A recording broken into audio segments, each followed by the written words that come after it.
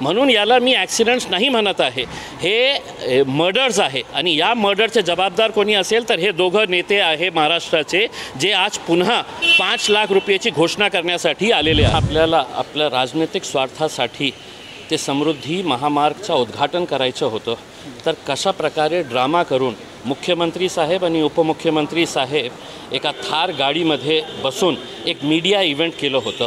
त्यांना घाई होती ते उद्घाटन करण्यासाठी। त्याचा परिणाम काय होतं की दररोज या समृद्धी एक्सप्रेसवेवर एक ना एक ॲक्सिडेंट होऊ राहिले। आज 25 लोकांचा मृत्यू झालेला आहे ते ॲक्सिडेंटमध्ये। मी हे ॲक्सिडेंट म्हणणार नाही, हे हत्या आहे आणि याच्यासाठी जबाबदार कोणी आहे तर हेच मुख्यमंत्री आणि हेच उपमुख्यमंत्री आहे। आता ते फक्त सहानुभूती आणि पुन्हा एक मीडिया इव्हेंट करण्यासाठी येणार आहे, आल्यावर तिथे जाणार आहे आणि 5-5 लाख रुपये त्यांच्या सरकारमध्ये माणसाची किंमत काय झालेली आहे तर 5 लाख रुपये आम्ही त्यांना देणार आहे, हे घोषणा करण्यासाठी ते येत आहे।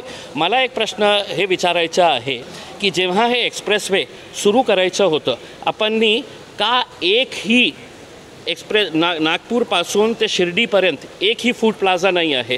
कुठेतरी माणसाला थांबायचे असेल, महिलांना टॉयलेटला जायचं असेल तर कोणतीही सुविधा उपलब्ध नाही होती। उसमें चहा पिण्यासाठी एकही फूड प्लाझा तिथे तयार करण्यात आलेला नाही।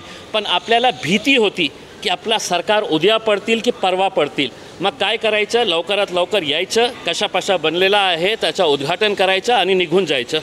मग हे जे लोक जो मरत आहे ना, जे ॲक्सिडेंट्स होत आहे दररोज होत आहे, आज तर 25 लोकांचा मृत्यू झालेला आहे। पण आपण आकडे काढले तर देशामध्ये कोणत्याही एक्सप्रेसवेवर इतके ॲक्सिडेंट्स नाही झाले जितके या एक्सप्रेसवेवर होत आहे।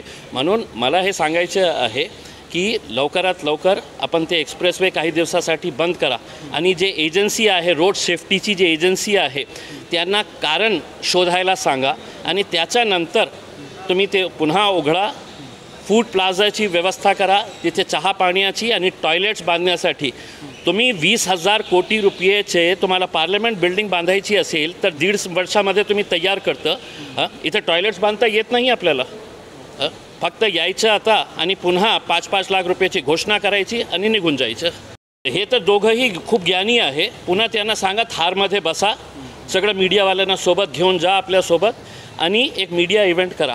मला हे सांगायचे आहे की जेव्हाही कोणत्याही एक्सप्रेसवे किंवा सुपर एक्सप्रेसवे तयार होतो तर रोड सेफ्टीचे नियम असतं, ते रोड सेफ्टीचे क्लिअरन्स मिळालं होतं का आपल्याला की इथे काय दोष आहे, का ॲक्सिडेंट्स इथे होत आहे? मी फक्त हेच ॲक्सिडेंटच्या बाबतीत बोलत नाही आहे, पण आपल्यालाही माहीत असेल ज्या प्रकारे त्यांनी एक मीडिया इव्हेंट केलं होतं उद्घाटनासाठी की देवेंद्र फडणवीस साहेब गाडी चालवत आहे आणि बाजू त्यांचे एकनाथ शिंदे साहेब बसलेले आहे आणि मीडिया आपल्याला फॉलो करत आहे।